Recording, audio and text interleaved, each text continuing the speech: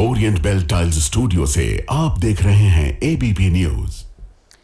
नमस्कार, ABP news पर हाजिर हूं मैं रुमाना इसार खान।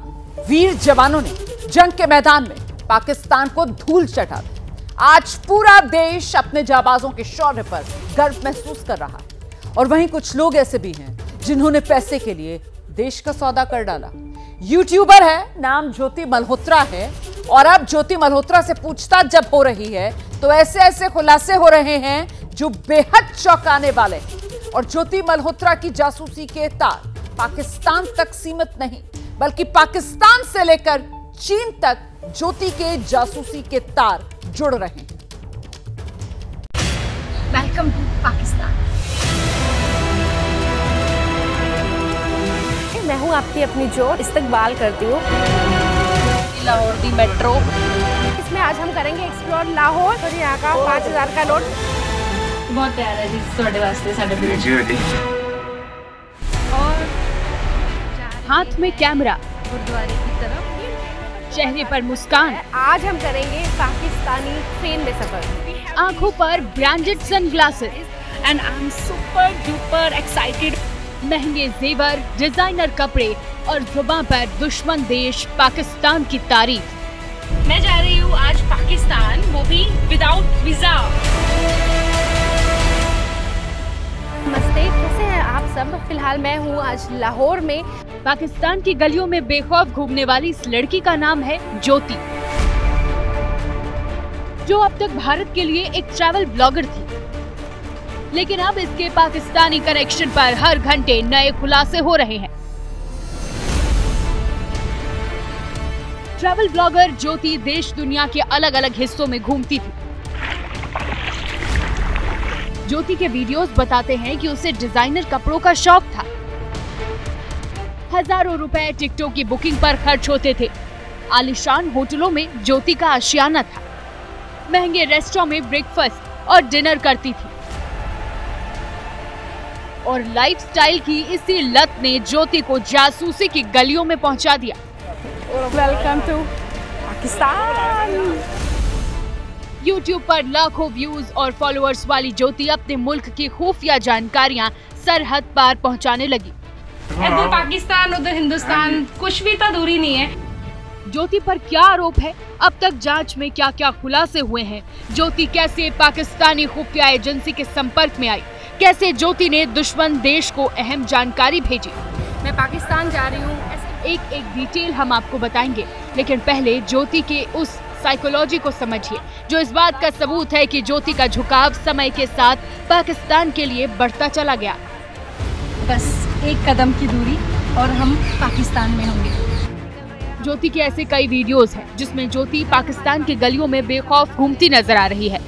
आरोप है कि जब ज्योति इन वीडियोस को शूट कर रही थी उस दौरान वो न सिर्फ आईएसआई अधिकारियों के संपर्क में थी बल्कि पाकिस्तान को खुफिया जानकारी भी पहुंचा रही थी। अब लाहौर का तो मुझे एक गली याद हो गई, बार बार यहाँ से जा रहे हैं ना, इसीलिए बस मस्त है ना। ये मतलब जब विजिट वीज़ा लेके आएंगे ना तो पूरा एक्सप्लोर करेंगे अच्छे से। अभी तो थोड़ा पिलग्रिम के साथ है तो उसी के अंडर हमें जो भी सिक्योरिटी है उसी के साथ रहना पड़ता है, प्रोटोकॉल को फॉलो करना होता है। क्या नाम है आपका? वाह जी वाह। ज्योति पाकिस्तान में जिस तरह वहाँ की आवाम से मिलती है उसे देखकर आप भी हैरान हो जाएंगे। केवल स्थानीय लोगों से ही नहीं बल्कि ज्योति पाकिस्तानी सेना और पुलिस के अधिकारियों से भी ऐसे ही मिलती थी जैसे जन्म जन्म की जान पहचान हो। कैसे हैं सर? मैं ठीक हूँ, आप कैसी हैं? सब खैरियत। आज फाइनली निकले हैं। हाँ जी। कल तो बिल्कुल कैद में हमें कैदी बना दिया गया था। नहीं, कल भी आपको तो बड़ा जो शाही किला था और वो सारी एरिया था और आपके लिए स्पेशली वो दरवाज़ा खुलवाया गया था। जी शुक्रिया, शुक्रिया। ट्रेडिशनल सबसे पुराना दरवाज़ा वही था। अगर आपको लग रहा है कि पाकिस्तान में ज्योति की पहचान केवल अधिकारियों तक थी तो आप बिल्कुल गलत है। जासूसी के आरोप में पकड़ी गई हिसार की ज्योति मल्होत्रा पाकिस्तान के पूर्व प्रधानमंत्री नवाज शरीफ की बेटी मरियम नवाज का भी इंटरव्यू कर चुकी हैं। सत श्री अकाल। किवें हो जी मैम? मैं बिल्कुल ठीक, तुसी कैसे हो? मैं बहुत वधिया। ते सर नूं मैं उस दिन मिली सी, बहुत चंगा लग्या जिहड़े तुसी इत्थे अरेंजमेंट किए हुए हैं साडे लई, और काबिले तारीफ है। देखा आपने कैसे ज्योति पाकिस्तान की गलियों से वाकिफ थी। वहाँ के अधिकारियों और नेताओं से मिला करती थी। सरहद पार कई लोग उसे जानने वाले थे। जिस ज्योति पर अब जासूसी के आरोप लग रहे हैं वो रहने वाली हिसार की थी। आरोप है कि इसी कमरे में बैठकर ज्योति देश की जानकारी सरहद पार भेजा करती थी। ये मैं आपको दिखाऊं, ज्योति मल्होत्रा का वही घर है जहां पर हरियाणा पुलिस ने उसे जासूसी के मामले में गिरफ्तार किया, लेकिन हम आपको घर के अंदर भी लेकर चलते हैं। ये वही कमरा है जहां से ज्योति मल्होत्रा को हरियाणा पुलिस ने जासूसी के मामले में गिरफ्तार किया। आप देख सकते हैं घर में फिलहाल यही पूरा उनका घर है जहां पर ज्योति रहती थी, ऐसा बताया जाता है। ज्योति पर भारत की संवेदनशील जानकारी पाकिस्तान भेजने का आरोप है, लेकिन ब्लॉगिंग की आड़ में जासूसी करने वाली ज्योति के घर वालों को भी इस बात की बिल्कुल भनक नहीं थी। आपको जानकारी थी कि आपकी बेटी पाकिस्तान गई है लोगों से? तो जब बाहर जाती थी तो बताती थी? नहीं, मेरे को नहीं बता के क्या करती थी, कहाँ जाती थी, क्या करती थी? सुबह तक गई, अगले दिन आ जाना। नौकरी वोकरी को लेकर कभी आप बातचीत नहीं? नौकरी नहीं करा करती जी। ज्योति के घर वाले उसकी करतूतों से खुद को अनजान बता रहे हैं, लेकिन जो खुलासे हो रहे हैं वो चौंकाने वाले हैं, देश को शर्मसार करने वाले हैं। हमें सेंट्रल एजेंसी से इनपुट मिला था, उस पर हमने काम किया। तो ज्योति मल्होत्रा जो कि रेजिडेंट है हिसार की, उसको हमने अरेस्ट किया। तो she was in touch with PIOs। She has also visited China once. चमक दमक वाली जिंदगी और अपने शौक पूरे करने के लिए आरोप है कि ज्योति ने देश का ही सौदा कर दिया, पैसे के लिए जासूसी करने लगी। 2023 में पाकिस्तान जाने के लिए ज्योति ने वीजा अप्लाई किया और इसी सिलसिले में वो पाकिस्तान हाई कमीशन पहुंची। यहां उसकी मुलाकात पाकिस्तान हाई कमीशन में पाकिस्तान के राजनयिक एहसान उर रहीम उर्फ दानिश से हुई थी। दानिश ने ज्योति को अपना नंबर दिया और फिर दोनों में बातें होने लगी। इसी दौरान दानिश ने ज्योति को पैसों का लालच देकर भारतीय सेना की जासूसी करवाने लगा। अब सवाल है कि आखिर ज्योति ने दानिश से कौन कौन सी जानकारी साझा की और पाकिस्तान की सेना और ISI को ज्योति की मदद से क्या फायदा मिला। हरियाणा की यूट्यूबर ज्योति ISI के 3 अफसरों के संपर्क में थी और तीनों के काफी करीब भी थी। पाकिस्तान हाई कमीशन में काम करने वाले दानिश ने ज्योति की ISI के 2 और अफसरों से पहचान करवाई थी। जानकारी के मुताबिक दिल्ली में पाकिस्तान एम्बेसी वीजा देने की आड़ में ISI का नेटवर्क चल रहा है, जो वीजा के लिए अप्लाई करने वाले लोगों को जासूसी के लिए इन्फ्लुएंस करते हैं और ऐसा नहीं करने पर वीजा रिजेक्ट कर दिया जाता है। और इसी तरह ज्योति ISI के संपर्क में आई। उसके बाद दानिश पहले वीजा के नाम पर और फिर ट्रैवल के खर्चे के एवज में ज्योति से जासूसी करवाने लगा। तमाम पाकिस्तान से संबंधित लोग हैं, उनसे उनके नंबर उसके मोबाइल में सेव थे, लेकिन सही नाम नहीं सेव था और उसी नंबरों की तलाश अब की जा रही है। सबसे बड़ी बात है कि पाक हाई कमीशन में काम करने वाला जो दानिश था, उसके भी रोल की भी जांच की जा रही है कि दानिश क्या जो 6 लोग जासूसी के मामले में गिरफ्तार किए गए हैं उनको अलग अलग तरीके से ट्रैप करके जासूसी करवाता था या एक साथ लोगों को ट्रैप करके। ज्योति और दानिश के नेक्सस से जांच एजेंसियों के हाथ कई अहम सबूत लगे हैं, जिसके बाद जासूसी के इस खेल से पर्दा उठ रहा है। अब तक की पूछताछ में जो जानकारी सामने आई है उसके मुताबिक पहलगाम हमले के दौरान भी ज्योति दानिश के संपर्क में थी। भारत पाकिस्तान तनाव के दौरान भी दोनों के बीच लगातार बातचीत हो रही थी। इतना ही नहीं, पाकिस्तानी डिप्लोमेट दानिश ज्योति के साथ साथ कई सोशल मीडिया इन्फ्लुएंसर्स के संपर्क में था। दानिश ने ही ज्योति के पाकिस्तान यात्रा का खर्च उठाया था। सूत्रों की माने तो दानिश ने ही ज्योति के इंडोनेशिया टूर का भी खर्च उठाया था। पहलगाम हमले के पहले बिल्कुल गई थी, उसके पहले वो मतलब उसके आसपास वो पाकिस्तान भी गई थी। तो इसमें आपस में क्या लिंकेजेस हैं वो हम स्टैब्लिश कर रहे हैं। माना जा रहा है कि अब इस मामले में ज्योति से मिलिट्री इंटेलिजेंस और इंटेलिजेंस ब्यूरो पूछताछ करेगी। साथ ही मोबाइल और इलेक्ट्रॉनिक गैजेट्स को फोरेंसिक जांच के लिए भी भेजा जाएगा। सूत्रों के मुताबिक ज्योति 2 बार पाकिस्तान जा चुकी है और उन्हीं टूर के दौरान दानिश ने ज्योति को पाकिस्तान की खुफिया एजेंसी ISI के बड़े अफसरों से मिलवाया। किसी को शक न हो इसके लिए ज्योति ने पाकिस्तान के अलग अलग शहरों में घूमकर खूब वीडियो भी बनाए, ताकि भारतीय सुरक्षा एजेंसियां यही समझें कि उसकी यात्रा ट्रैवल ब्लॉगिंग के सिलसिले में है। पाकिस्तान विजिट करके कुछ हाई प्रोफाइल लोगों से मुलाकात भी हुई है इसकी। तो क्यों मुलाकात हुई, क्या इन्फॉर्मेशन शेयर किया, वो सारी चीज़ें पूछताछ चल रही है। मतलब ऑल्दो ये अरेस्ट तो अभी 2 दिन पहले हुई है, बट ये इंटेलिजेंस एजेंसीज के रडार पे काफ़ी दिन से थी। पुलिस की माने तो यूट्यूब और ट्रैवल चैनल चलाने वाली ज्योति एक शातिर जासूस है जो लंबे समय से ब्लॉगिंग की आड़ में भारतीय सेना की मूवमेंट, उनके ठिकानों और सीक्रेट्स को पाकिस्तान की खुफिया एजेंसी आईएसआई को दे रही थी। अब ज्योति ही ये बता पाएगी कि उसने दुश्मन मुल्क को क्या क्या जानकारियां दी और इस पूरे रैकेट में क्या हिंदुस्तान का कोई और भी शामिल था। पहलगाम हमले के बाद सत्ता पक्ष और विपक्ष ने एकजुट होकर पाकिस्तान के खिलाफ अपनी आवाज बुलंद की। एआईएमआईएम के प्रमुख हैं असदुद्दीन ओवैसी। विपक्ष की ओर से पाकिस्तान को घेरने वालों में सबसे मुखर आवाज में से एक असदुद्दीन ओवैसी बनते नजर आए। ओवैसी लगातार पाकिस्तान को उसकी औकात याद दिला रहे हैं और ओवैसी का यही अंदाज है पाकिस्तान और वहां के लोगों की आंखों में खूब खटक रहा है। आपको दिखा देते हैं आज पाकिस्तान में आखिर क्यों वायरल हैं असदुद्दीन ओवैसी। आपके बाद अगर कुछ एक्शन ले रहे तो घर में घुस के बैठ जाता। ऑफिशियल भीख मंगे हैं पाकिस्तानी। हुकूमत तुम कुछ चलाना तो दूर की बात, तुमको इकोनॉमी से चलाना नहीं आता तुम्हारा। भाईजान की ललकार, टेररिस्तान में हाहाकार। असदुद्दीन ओवैसी वहाँ के पॉलिटिशियन हैं, मुसलमानों की एक ताकतवर आवाज़ हैं, वहाँ पर मुसलमानों के हुकूक के लिए बड़ी बात करते हैं, लेकिन उन्होंने अपना ऐसा रूप दिखाया कि पूरी पाकिस्तानी अवाम और बहुत सारे मुसलमान ममालिक के उलमा भी उनकी इस गुफ्तगू से परेशान हैं। जिन्नापुर का करारावार, भाईजान का नया अवतार। उन्होंने पाकिस्तान मुर्दाबाद के नारे लगवाए भरे मजमे के अंदर, और जो इंडिया ने यहाँ पर आकर हमारे बच्चों को शहीद किया, हमारी ख़वातीन को शहीद किया, हमारे बूढ़ों को शहीद किया, उन शहादतों की सेलिब्रेशन असदुद्दीन ओवैसी साहब ने की है। पाकिस्तान में ओवैसी ओवैसी चल रहा है। ओवैसी को देख लो जो मुसलमानों का बड़ा खैर ख्वाह बनता है, पाकिस्तान मुर्दाबाद नारे लगा रहा है वो बैठ के। ऐसे ही, जी हाँ बिल्कुल ऐसे ही पाकिस्तानी बिलबिलाए हुए हैं। ओवैसी भाईजान से खार खाए हुए हैं। यकीन ना हो तो एक बार और बानगी सुन लीजिए।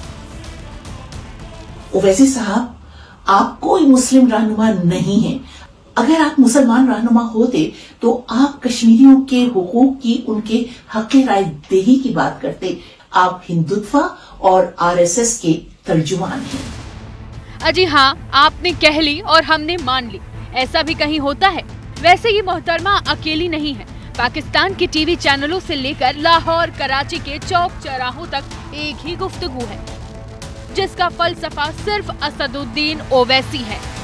इंडिया ने यहाँ पर आकर हमारे बच्चों को शहीद किया, हमारी ख़वातीन को शहीद किया, हमारे बूढ़ों को शहीद किया, उन शहादतों की सेलिब्रेशन असदुद्दीन ओवैसी साहब ने की है। और ये क्यों की है? ये इसलिए की है कि वो आरएसएस के गुंडों के सामने अपनी वफादारी साबित करना चाह रहे हैं। चीखते हैं, चिल्लाते हैं, आंसू बहाते हैं, लेकिन पाकिस्तानी बाज कहाँ आते हैं? असल सवाल तो ये कि भाईजान पड़ोस के आतंकी मुल्क में इतने वायरल क्यों हैं? खुद ओवैसी की जुबानी सुनिए। बिल्कुल हम पाकिस्तान के दूल्हे भाई हो गए आजकल। हम ही दूल्हे भाई है पाकिस्तान के, कोई नहीं रहा वहाँ पे, हम ही रह गए। इतना बेबाक, इतना हैंडसम को दिख ही नहीं रहा पाकिस्तान वालों, खाली मैं ही दिख रहा हूँ भारत से। असदुद्दीन ओवैसी को भी पता है कि पड़ोस के आतंकी मुल्क में वो क्यों वायरल है, लिहाजा जिन्ना के सियासी वारिसों को नसीहत देने में भी देर नहीं लगाई। देखते रहो प्यारे मेरे को, सब सुनते रहो, ज्ञान बढ़ेगा। तुम्हारे दिमागों में जो भूसा भरा हुआ है साफ होगा, तुम्हारा इग्नोरेंस खत्म होगा। फर्जी मुल्क पाकिस्तान के फर्जी सियासतदानों पर ये तो सबसे नया निशाना है। वैसे पहलगाम हमले के बाद से ही ओवैसी आतंकी मुल्क को लगातार उसकी हैसियत बता रहे हैं। पाकिस्तान भाड़ में जाए, भाड़ में जाए ना, हमको पाकिस्तान से क्या करना है? पाकिस्तान के संविधान के लिहाज से कोई गैर मुस्लिम वहां का वजीर आजम, प्रधानमंत्री नहीं बन सकता। हम पाकिस्तान के लोगों से कहेंगे इधर मत देखो, उधर ही देखो। तुमको, तुम्हारे पास बलूचियों का प्रॉब्लम, तुम्हारे पास क्या क्या झगड़े हैं, तुम उसको देखो। ये देश मेरा है, तुम्हारा नहीं है, हमारे घर का मामला है। जिस जुबान पर उकसाने वाली तकरीरें होती थी, जो लफ्ज मजहबी सियासत का छोर लिए होते थे और जो कौम की रहनुमाई का दावा करते थे, उन्हीं असदुद्दीन ओवैसी ने वतन परस्ती की ऐसी लकीर खींच दी है जिसने चार मीनार के शहर से आने वाली सियासत को बदल दिया है। पाकिस्तान ये कहता है कि हम न्यूक्लियर बॉम्ब हमारे पास है, एटॉमिक बॉम्ब है। याद रखिए, अगर आप किसी मुल्क के अंदर जाकर मासूम लोगों को मारेंगे तो कोई भी मुल्क खामोश नहीं बैठने वाला है, चाहे हुकूमत किसी की भी हो। मगर इस तरह से आकर हमारी भारत की सरजमीन पर हमला करना और मजहब पूछकर किसी को गोली मारना, अपने पाले पोसे सपोलो से पहलगाम में बेगुनाहों का खून बहाकर इस्लामाबाद के नकारा हुक्मरान और रावलपिंडी के फर्जी जनरल हिंद की धरा पर मजहबी खाई पैदा करने की साजिश रच रहे थे। उन्हें असदुद्दीन ओवैसी आईना दिखा रहे हैं, बार बार और हर बार बता रहे हैं कि जिन्ना के मुल्क की हैसियत कुछ भी नहीं है। भीख मंगे हैं ये लोग, यकीन मानो ऑफिशियल भीख मंगे हैं पाकिस्तानी। IMF से लोन ले रहे जाके $1 बिलियन का। आप 75 साल से आपने क्या किया? किसने आपको मजबूर किया IMF का लोन लेने के लिए? और अफसोस की बात यह है कि IMF का लोन ले रहे हैं और ये इंटरनेशनल, मेरे को माने ये इंटरनेशनल मॉनेटरी फंड नहीं, ये इंटरनेशनल मिलिटेंट फंड दे रहे हैं पाकिस्तान को। वैसे ये बताने की जरूरत नहीं है, दुनिया जिन्ना के मुल्क के पाप से वाकिफ है, इसलिए ओवैसी रावलपिंडी के सबसे बड़े दहशतगर्द को भी नसीहत देना नहीं भूले। हम आसिम मुनीर को कहना चाहेंगे कि सन 47 में हमने फैसला ले लिया कि हम भारत को छोड़कर नहीं जाएंगे। हमने जिना के पैगाम को ठुकराया। भारत ही हमारी सरजमीन थी, भारत ही हमारी सरजमीन है और इंशाअल्लाह भारत ही हमारी सरजमीन रहेगा। असदुद्दीन ओवैसी की ऐसी ही तकरीरों से पाकिस्तानी हैरान और परेशान तो हैं ही, अपनी मानसिक बीमारी का भी इजहार कर रहे हैं। पाकिस्तान के एक मशहूर मौलाना की दलील सुनिए।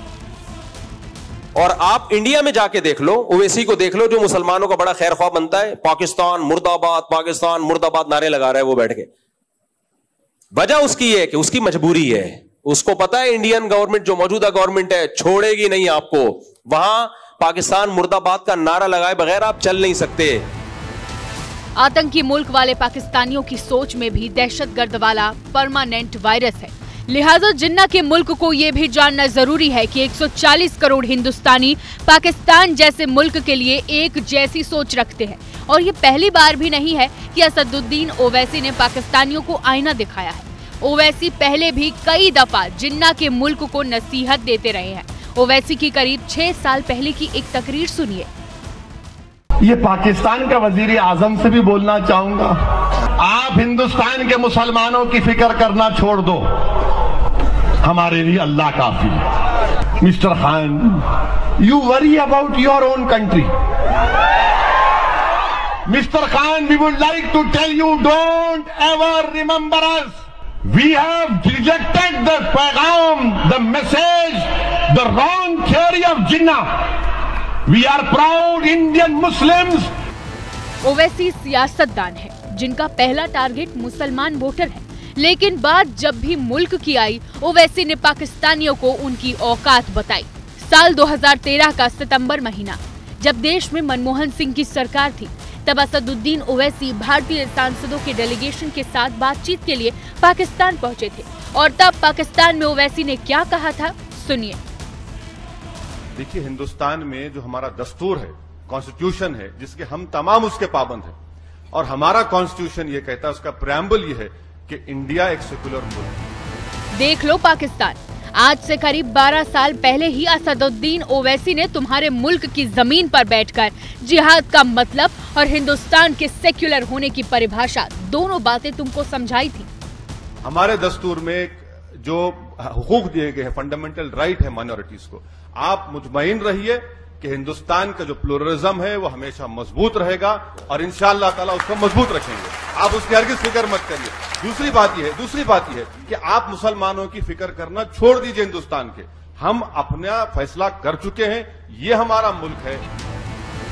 ओवैसी वक्त वक्त पर पाकिस्तान के पेच टाइट करते रहे हैं, लेकिन पहलगाम हमले के बाद भाईजान ने जिस तरह पाकिस्तानियों पर जुबानी मिसाइलें दागी है, उसी से पड़ोस का आतंकी मुल्क बिलबिलाया है। हम अल्लाह से शाम में भीख मांगते आए हैं और भीख मांगते रहेंगे कि अल्लाह भारत के मुसलमानों की हिफाजत फरमा, अल्लाह भारत के मुसलमानों के इत्तेहाद को मजबूत फरमा, अल्लाह इस मुल्क को, भारत को मजबूत और ताकतवर बना। असदुद्दीन ओवैसी को सियासत का लंबा तजुर्बा है, बखूबी जानते हैं कि कब, कहां और क्या बोलना है। असदुद्दीन ओवैसी को इस बार पाकिस्तान के पाप को दुनिया के सामने बेपर्दा करने की जिम्मेदारी भी सौंपी गई। पाकिस्तान को बेनकाब करने वाले डेलीगेशन में ओवैसी भी शामिल हैं। असदुद्दीन ओवैसी सऊदी अरब, कुवैत, बहरीन और अल्जीरिया जाएंगे। डेलीगेशन की अगुवाई बीजेपी सांसद बैजयंत पांडा करेंगे। ओवैसी के अलावा निशिकांत दुबे, फांगनोन कोन्याक, रेखा शर्मा, सतराम सिंह संधू, जम्मू कश्मीर के पूर्व मुख्यमंत्री गुलाम नबी आजाद और राजनयिक हर्षवर्धन श्रृंगला भी मौजूद रहेंगे। खाड़ी देशों से ही पाकिस्तानियों का चूल्हा जलता रहा है। सऊदी अरब जैसे देशों की खैरात पर ही जिन्ना के मुल्क की थाली में नून तेल मिलता रहा है। दूसरी ओर ओवैसी देश में मुस्लिम समुदाय के एक प्रमुख नेता हैं। उन्हें डेलीगेशन में शामिल करके सरकार ने यह संदेश दिया कि आतंकवाद के खिलाफ लड़ाई में पूरा देश एक है।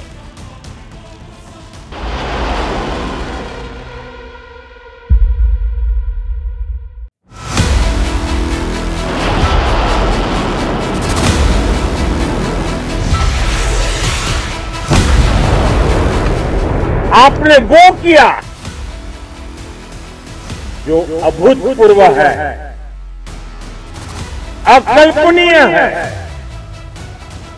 अद्भुत है।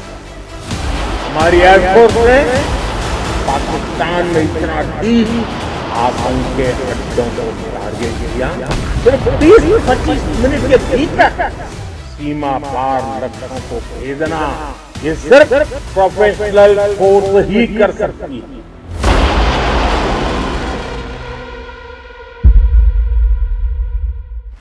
स्काई फोर्स, आसमान में हिंदुस्तान का रक्षक, जमीन पर दुश्मनों के लिए कार, जिसने पाकिस्तान को 4 दिन के भीतर धूल चटा दी। ऑपरेशन सिंदूर में आतंक के नापाक ठिकानों को ध्वस्त करने वाले और अगले 3 दिन तक पाकिस्तान के हमलों को नाकाम करने वाली इस स्काई फोर्स ने पाकिस्तान की वायुसेना का 20% ढांचा ध्वस्त कर दिया। हर गुजरते लम्हे के साथ हमारी स्काई फोर्स के फाइटर जेट्स ने पाकिस्तान को घुटनों पर ला दिया। इस विजय ने न केवल हर हिंदुस्तानी का सिर गर्व से ऊंचा किया, बल्कि दुनिया को दिखा दिया कि हम हर चुनौती के लिए तैयार हैं। आज कहानी गगनचुंबी हौसले वाले इसी स्काई फोर्स की।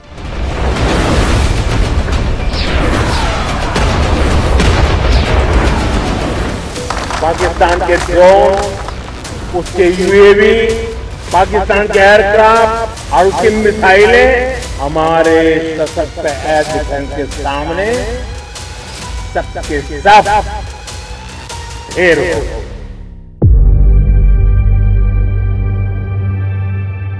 आतंक का अंजाम, विनाश, महाविनाश। इंडियन एयरफोर्स ने 6-7 मई की दरमियानी रात पाकिस्तान में घुसकर तगड़ा प्रहार किया।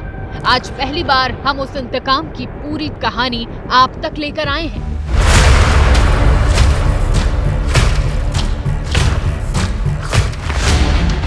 इस विध्वंस के पीछे है भारतीय वायुसेना के वो घातक फाइटर जेट और हथियार, जिनका न केवल निशाना सटीक है, बल्कि उन्हें काउंटर करने में भी पाकिस्तान और उसके मददगार तुर्की और चीन के भी पसीने छूट गए।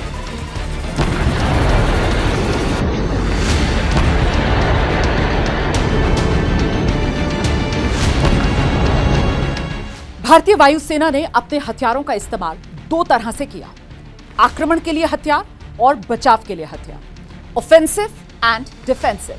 पहले आक्रमण में इस्तेमाल हथियारों के बारे में बताते हैं। ऑपरेशन सिंदूर के तहत वायुसेना को आतंकी संगठन जैश ए मोहम्मद, लश्कर तैयबा के हेडक्वार्टर्स को तबाह करने के लिए जिम्मेदारी सौंपी गई। इसके लिए भारतीय वायुसेना ने अपनी उस फ्रंटलाइन एयरबेस को एक्टिव किया जहां राफेल की गोल्डन एरो स्क्वाड्रन तैनात रहती है। इस स्क्वाड्रन के सभी 18 राफेल लड़ाकू विमानों को आसमान में उतार दिया गया।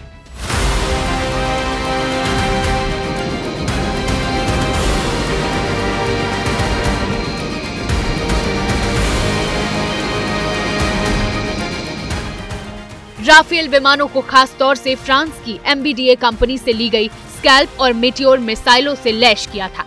साथ ही फ्रांस की साफरान कंपनी के हैमर बमों के साथ कहर बनकर टूटे राफेल विमान।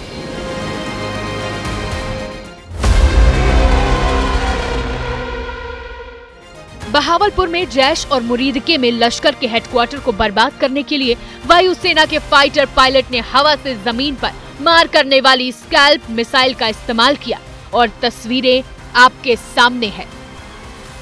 एडमन ब्लॉक पे यके बाद दीगरे 6 और 7 मई की दरमियानी रात को 12:30 बजे जो अटैक हुआ था, उससे यहाँ पर जो 2 मिसाइल थे यके बाद दीगरे आकर गिरे थे और ये पूरे का पूरा हिस्सा आप देख रहे हैं कि अमली तौर पर मिस्मार हो चुका है। ये 2 मंजिला था और 2 मंजिला हिस्से का आप देख रहे हैं कि जो ऊपर वाली मंजिल थी वो मुकम्मल तौर पर बैठ गई है, उसके पिलर्स गिर गए हैं और वो छत भी आपको दिखाई दे रही है कि किस तरह एक कर्व की सूरत में झुकी हुई है। हवा से जमीन में मार करने वाली स्कैल्प मिसाइल दरअसल एक स्टैंड ऑफ वेपन है, यानी बिना दुश्मन की सीमा में दाखिल हुए भी इस मिसाइल को दागा जा सकता है। फ्रांस से ली गई इस स्कैल्प मिसाइल की रेंज करीब 500 किलोमीटर है और इसकी खासियत है इसकी सर्जिकल स्ट्राइक क्षमता, यानी ये मिसाइल जहां पर भी जाकर गिरती है वहां पर जमकर तबाही मचाती है, लेकिन आसपास के इलाके को जरा भी नुकसान नहीं होता है। स्कैल्प मिसाइल 1300 किलोग्राम की होती है, जिसमें 400 किलो तक विस्फोटक ले जाया जा सकता है। इतना विस्फोटक किसी भी बंकर या इमारत को तबाह कर सकता है। इसमें रडार से बचने की स्टील्थ तकनीक भी होती है।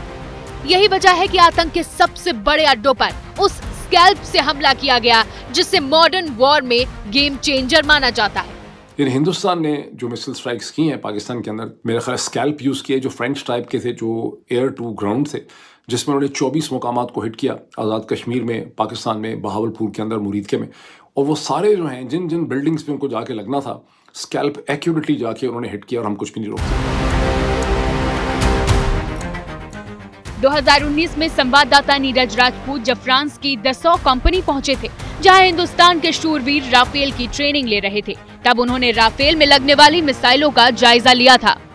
मिसाइल्स हैं जो इसमें लगी हुई हैं, जिससे ये एक बेहद ही मारक क्षमता वाला जो एयरक्राफ्ट है वो बन जाता है। ये स्कैल्प मिसाइल है दरअसल, ये जो हवा से ज़मीन में मार करती है, यानी कि एयर टू सरफेस मिसाइल है। ये भारतीय वायुसेना को जो रफाल लड़ाकू विमान मिलेगा उसमें भी ये स्कैल्प मिसाइल होगी।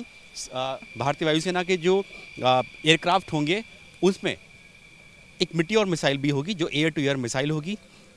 खुद एयर टू एयर मिसाइल की भी अपनी रेंज काफ़ी ज़्यादा होती है।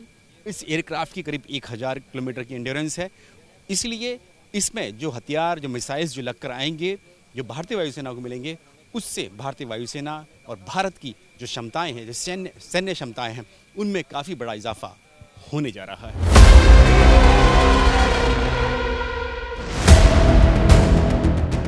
पाकिस्तान पर हमले में राफेल के साथ हैमर बम का भी इस्तेमाल किया गया। हैमर मतलब highly agile modular munition extended range, यानी बेहद फुर्तीला, कई हिस्सों में बनने वाला हथियार जो लंबी दूरी तक मारे। हैमर को भी राफेल फाइटर जेट से ही पाकिस्तान के आतंकी ठिकानों पर दागा गया। इसमें जीपीएस, लेजर और इंफ्रारेड जैसी गाइडेंस तकनीक लगी होती है। हैमर दरअसल एक स्मार्ट बम है जो साधारण बम की तरह नहीं गिरता है, बल्कि बेहद ही सटीक निशाना लगाता है। दुश्मन अगर इलेक्ट्रॉनिक जैमर से इसे जाम करने की कोशिश भी करे तब भी अपने रास्ते से गुमराह नहीं होता है। रफाल फाइटर जेट से हैमर बम को 15 से 70 किलोमीटर की दूरी से दागा जा सकता है। यही वजह है कि ऑपरेशन सिंदूर पार्ट 2 के दौरान Rafale fighter jet Pakistani air space के बेहद करीब पहुंच गए थे।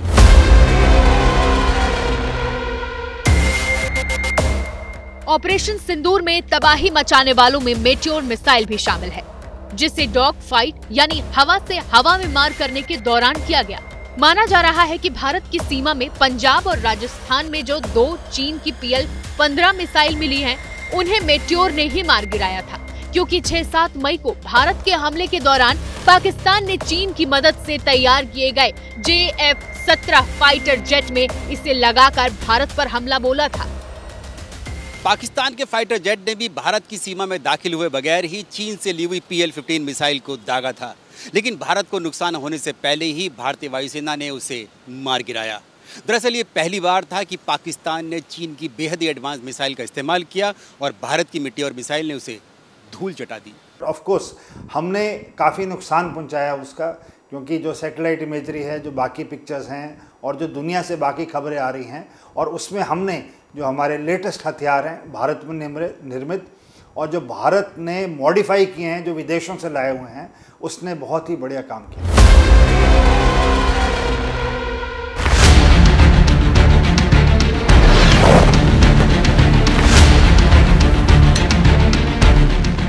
ऑपरेशन सिंदूर पार्ट 1 में लश्कर और जैश के ठिकानों को तबाह करने के लिए भारतीय वायुसेना ने सुखोई फाइटर जेट से ब्रह्मोस मिसाइल को भी दागा।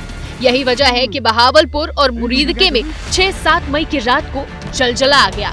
कहा तो ये भी जा रहा है कि इन इलाकों में धरती कांपने लगी थी, क्योंकि जिन लोगों ने हमले के वीडियो बनाए थे उनके हाथों से मोबाइल तक गिर गए थे। ब्रह्मोस मिसाइल की ताकत को तो पाकिस्तान ने खुद स्वीकार कर लिया है। हमारे देश में एक कहावत काफी पुरानी है और वह है दिन में तारे दिखना। मगर भारत में बनी ब्रह्मोस मिसाइल ने पाकिस्तान को रात के अंधेरे में दिन का उजाला दिखा दिया। देश के प्राइम स्ट्राइक वेपन यानी ब्रह्मोस को वर्ष 2021 में भारतीय वायुसेना को सौंपा गया था। इससे पहले तक सुपरसोनिक क्रूज मिसाइल ब्रह्मोस का इस्तेमाल जमीन से जमीन तक पार करने के लिए किया जाता था। हिंदुस्तान एरोनॉटिक्स लिमिटेड यानी HAL की मदद से भारतीय वायुसेना ने सुखोई फाइटर जेट को बेहद ही घातक ब्रह्मोस मिसाइल से लैस कर दिया।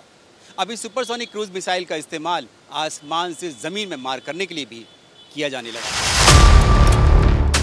9 मई की रात सुखोई से दागी गई ब्रह्मोस मिसाइल ने पाकिस्तान के 11 एयरबेस को तहस नहस कर दिया। ब्रह्मोस मिसाइल दुनिया की बेहद चुनिंदा सुपरसोनिक क्रूज मिसाइल है। ऐसे में उसे इंटरसेप्ट तो क्या, डिटेक्ट करना चीन, पाकिस्तान और तुर्की तीनों देशों के बस से बाहर था। माना जा रहा है कि वायुसेना ने कम से कम 6 ब्रह्मोस मिसाइलों को सुखोई से दागा था।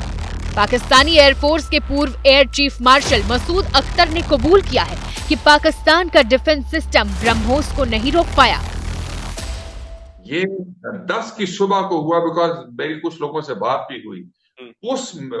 उस बेस के ऊपर 4 surface to surface BrahMos missile आए, तो पायलट्स जो हैं वो पहले दौड़े कि वो अपने जहाजों को सिक्योर करें, और जैसे पहला आया वो जूम करके ऊपर से दूसरा आया, फिर तीसरा आया, फिर चौथा आया, जो कि अनफॉर्चुनेटली बुलारी में डायरेक्टली आके एक हैंगर पे लगा जहां पे एक हमारा एवैक्स खड़ा था, जो डैमेज हुआ, जहां पे शहादतें भी। जिस AWACS यानी टोही विमान की बात मसूद अख्तर साहब कर रहे हैं, उसके साथ साथ पाकिस्तान के 1-2 नहीं 5 विमान हिंदुस्तान के हमले में गंवाए।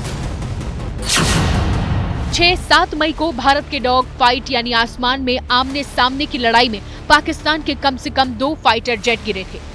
इसके बाद 3 एयरक्राफ्ट 9-10 मई को सिंदूर पार्ट 2 में तबाह किए गए। 2 JF-17 एयरक्राफ्ट, एक जिसे मेट्योर ने गिराया जबकि दूसरा तबाह हुआ जैकबाबाद के शहबाज एयरबेस पर, जहां से उड़ान भरने की तैयारी कर रहे स्क्वाड्रन लीडर उस्मान यूसुफ समेत पाकिस्तान के 5 वायु सैनिक मारे गए थे।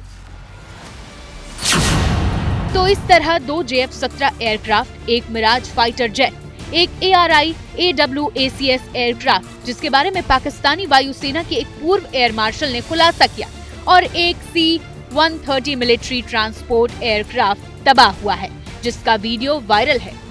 ये अभी एक दूसरा ब्लास्ट भी हुआ है हमारी ये नूर खान एयरबेस पे, और बहुत तेजी से ये एक और अटैक हुआ, और ये आप लोग देख सकते हैं कि कितना ये काफी ज्यादा हुआ है। ये भी सेकंड ब्लास्ट हुआ है। नूर खान एयरबेस पर धू-धू जलता पाकिस्तानी वायुसेना का ये है C-130 एयरक्राफ्ट। वीडियो में एक और C-130 एयरक्राफ्ट खड़ा है, हालांकि उसके बारे में साफ नहीं है कि उसे कितना नुकसान पहुंचा है। अब ये जो मिसाइल्स हैं ये भारत में जो निर्मित हमारे अपने सिस्टम्स हैं IACCS integrated air command and control centre, उसके साथ कोऑर्डिनेटेड हैं, और आकाश तीर जो एयर डिफेंस सिस्टम है उसके साथ इंटीग्रेटेड है। हम जो भी हथियार छोड़ते हैं वो कितने एरिया में जाके लगेगा, इट मीन्स अगर हम चाहते हैं कि दुश्मन के टारगेट की हमने एग्जैक्ट लोकेशन मार्क की है उसमें मिसाइल हेड में, वो उसके 1 मीटर के दायरे में जाके लगेगा। जो 11 हवाई अड्डे उनके निकले हैं मेरी समझ से इन्हीं मिसाइल्स के कारण निकाले गए हैं। आक्रमण के लिए हथियार के बाद यानी ऑफेंसिव के बाद डिफेंसिव ऑपरेशन के बारे में बताते हैं, जिनसे न सिर्फ हमने पाकिस्तान का हमला रोका बल्कि उसकी जुर्रत को करारा जवाब दिया। यह है भारतीय वायुसेना का IACCS सेंटर, देश का air defence system. IACCS centre, IACCS मतलब integrated air defence command and control system.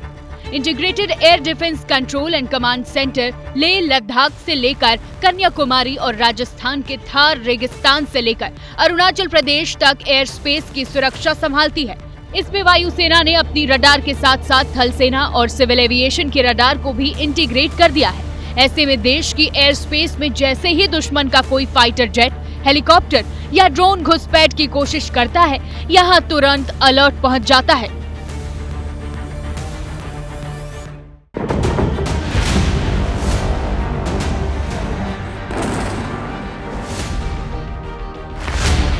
सात 8 मई की रात जब पाकिस्तान ने ड्रोन और मिसाइलों से उत्तरी और पश्चिमी भारत में कई सैन्य ठिकानों पर हमला करने की कोशिश की गई, तब इन्हें फेल करने वाला वायुसेना का UAS था।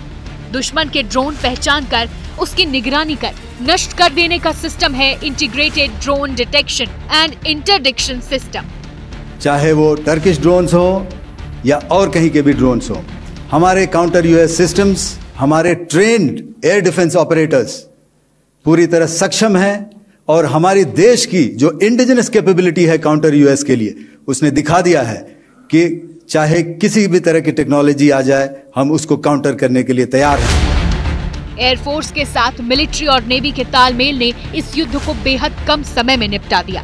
100 घंटे के भीतर पाकिस्तान में तबाही का ऐसा मंजर दिखा कि पाकिस्तान सीज फायर की गुहार लगाने लगा। आर्मी हो, नेवी हो या एयरफोर्स, सबका तालमेल बहुत जबरदस्त था।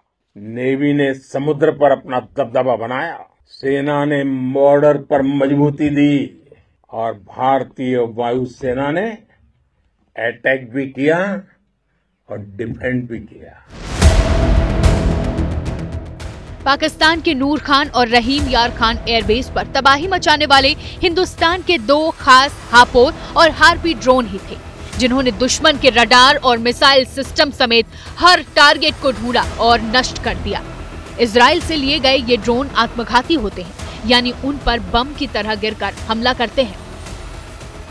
भारत ने पाकिस्तान पर हमले के दौरान चीन के एयर डिफेंस सिस्टम HQ-9 तक को जाम कर दिया था। ऐसे में इससे पहले कि HQ-9 हरकत कर पाती, भारतीय वायुसेना की मिसाइल्स और बम ने महज 23 मिनट में ही पाकिस्तान के 11 एयरबेसेस को तबाह कर दिया। इनमें सरगोधा का किराना हिल्स भी था, जो पाकिस्तान के परमाणु हथियारों के भंडार के बेहद करीब था। भारत ने ऐसा इसलिए किया ताकि पाकिस्तान की न्यूक्लियर ब्लैकमेलिंग का भांडाफोड़ किया जा सके। कोई भी न्यूक्लियर ब्लैकमेल भारत नहीं सहेगा। न्यूक्लियर ब्लैकमेल की आड़ में पनप रहे आतंकी ठिकानों पर भारत सटीक और निर्णायक प्रहार करेगा।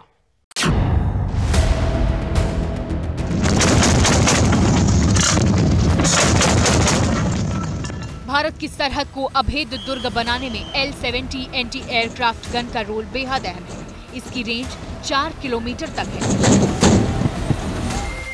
70 के दशक की L-70 गन शिल्का ZU-23 को हाल के वर्षों में एंटी ड्रोन गन्स में बदल दिया गया। स्वीडन से L-70 ली गई थी तो रूस से ली गई ZU-23 को ही अपग्रेड करके शिल्का में बदल दिया गया। 7 और 8 मई की रात को जब पाकिस्तान ने ड्रोन से हमला बोला तो इन एंटी एयरक्राफ्ट गन ने किसी को नीचे नुकसान नहीं पहुंचाने दिया।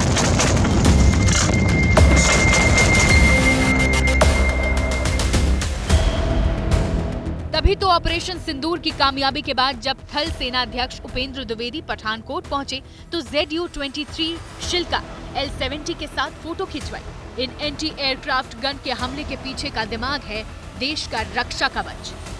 देश के रक्षा कवच की पहली दीवार है स्वदेशी वायु रक्षा प्रणाली आकाश मिसाइल, जिसने देश की सरहदों को एक अभेद किले में तब्दील कर दिया है। दूसरी दीवार है बराक 8 मिसाइल सिस्टम, जिसने उत्तर से लेकर पश्चिम तक पाकिस्तान के हर वार का करारा जवाब दिया है। तीसरी दीवार है S-400 सिस्टम, जिसे भारत ने सुदर्शन चक्र का नाम दिया है और जिसका काट पाकिस्तान तो क्या चीन और तुर्की के पास भी नहीं है। 7 से 9 मई के बीच पाकिस्तान ने ड्रोन से जो हमले किए उनमें तुर्की के यीहा कॉम्बैट ड्रोन भी थे, जिसमें मिसाइल और बम लगे थे। इन्हें गिराने में आकाश मिसाइल सिस्टम का इस्तेमाल किया गया।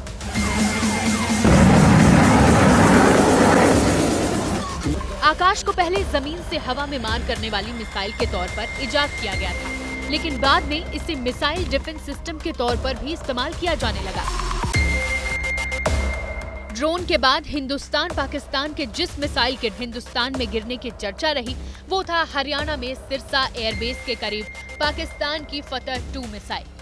हालांकि वायुसेना ने अभी तक खुलासा नहीं किया है कि इसे किस मिसाइल से मार गिराया था, लेकिन माना जा रहा है कि इसके लिए मध्यम दूरी की बराक MRSAM यानी medium range surface 2 air missile का इस्तेमाल किया गया था।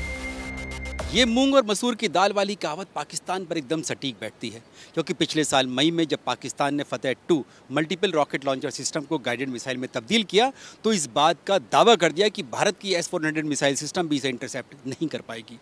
और अब जब पाकिस्तान ने भारत पर इस फतह 2 मिसाइल से हमला किया तो S-400 तो दूर, भारत की बराक 8 मिसाइल नहीं इंटरसेप्ट कर धराशायी कर दिया।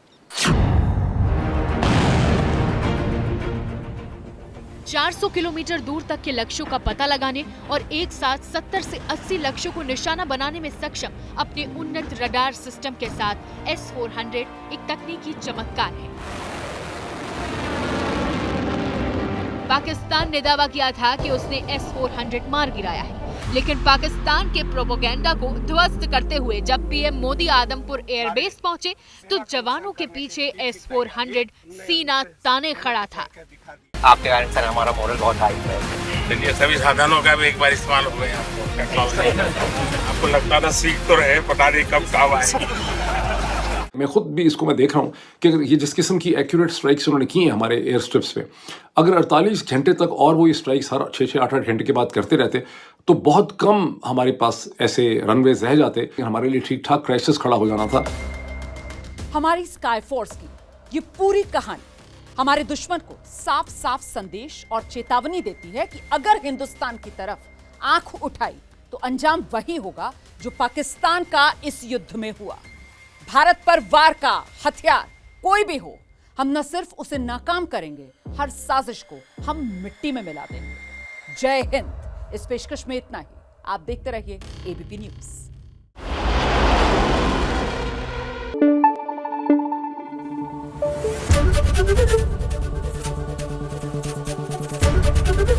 ABP न्यूज आपको रखे आगे।